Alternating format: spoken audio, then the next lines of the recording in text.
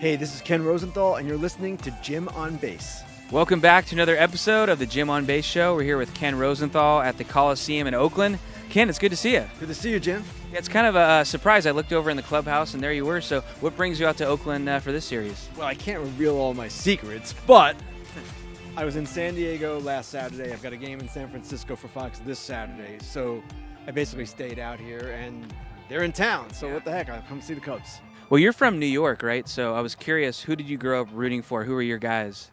I grew up rooting for the Mets. My first favorite player was Ron Swoboda. Look him up on reference. I know you haven't heard of him, most of you. I'm kind of old. But I know the next question is, okay, he's biased toward the Mets. I don't care. And when you do this job for 1 minute, basically, you lose that. Yeah. It's your profession. It's a whole different deal. It doesn't even occur to me to root for the Mets or to root against the Yankees, who I hated as a kid. It is what it is, man. What's kind of funny, because the Mets are like the A's, are like the Mets version out in California in a way. I guess, yeah. I mean, the Mets were an underdog team. Yeah. I guess that's what you're referring to when I was a kid. Mm-hmm. And in 1969, I was 7, and they won, so it was very cool. But Jim, it doesn't even cross my mind. I mean, I root for the same thing all writers root for. Quick games, which we don't even have to root for anymore. We're good. And good stories. That's really what I root for. And actually, I root for people. And I know a lot of these guys, obviously, and I want to see them do well. Yeah. So that's something that matters to me.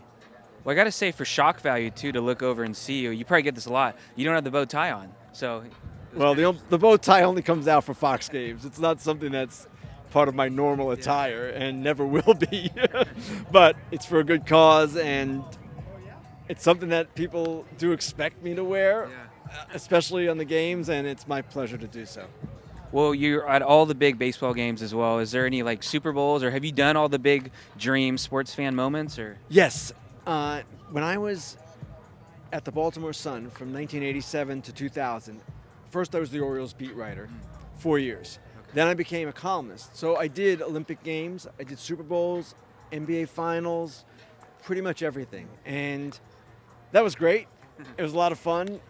But my current job is a lot of fun too. And I get to see all the great baseball events every single year, and I wouldn't trade it for the world. Well, who are you away from baseball, though? Like, are you a big music guy? You like going to concerts? What's kind of your thing? That's it, actually. I am a big music guy. I would go to concerts as often as possible, but I just don't have really much time to do that. Yeah. But that's something I enjoy doing with my kids, who are older now, and we've always done that. But that, I would say, is my passion. And to relax, the few minutes I have, once in a while, I'll just watch YouTube concert videos. I get a kick out of that. Who are your favorite bands then? Well, I'm a baseball writer, so Springsteen. Oh, there you go. The boss. Yeah, all baseball writers will tell you the same thing. Pearl Jam, nice. Killers. But I like all kinds of music, and my daughters were and are very involved in Broadway, so I have an appreciation for that. And rap, anything that comes on that's different, I am interested in. So, yeah, that's pretty much it. I saw Bono on his one-man show out here, but he's going to be on Broadway in New York coming up, so you got to get over there. I know that, and I should list them too. They haven't done much lately, but you two I've seen a number of times, and I don't know how you can not love them. Honestly, if you're a rock fan, they stand for a lot of good things, and yeah, they're cool. Well, since you've interviewed so many great sports figures, is there any non-sports figures or anybody who's on your list of I want to get an interview in with them? I guess I would like to talk to some of the musicians. I have met Jack White, who has a baseball bat company, and I've kind of met him that way. But in a way, I don't want to talk to those guys too, because I have my vision of them in my head. And sometimes when you meet people that are famous or whatever, it's disappointing. I don't want to be disappointed. Not saying that I would be, but I know that the separation is healthy in some ways. And part of the magic of being a fan is you look at these guys as you know them. Not as they really are, but as you know them, and that's great. So I don't know that I want to lose that. But sure, there are a lot of people I'd like to meet, no doubt.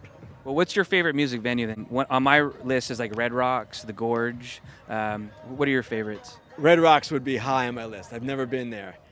I've also wanted to go to Europe to see shows there. It looks like it's a different vibe from what I can tell. As far as favorite venues, I can't say I have specific places that I've loved. I've seen mostly arena shows in my day, right? I haven't seen many club shows. But to me, seeing Springsteen, people talk about New Jersey, Philadelphia, where I went to college. That is special. And I've always preferred to see him there, obviously, and it's been a lot of fun. Have you been to the Electric Factory in Philly? I have not.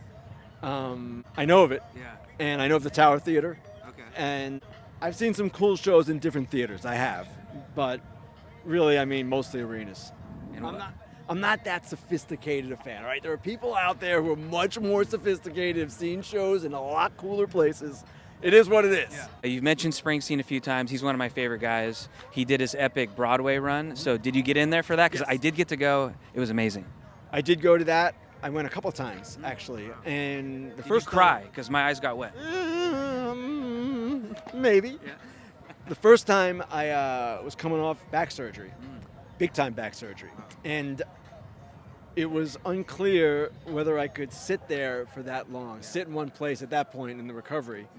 Doctor said, go ahead and try it. And once I got there, the pain kind of went away, so it was all good. Well, Ken, I'm glad the back surgery went well. Good to see you out here, and thanks for the time. Thank you, Jim. Pleasure.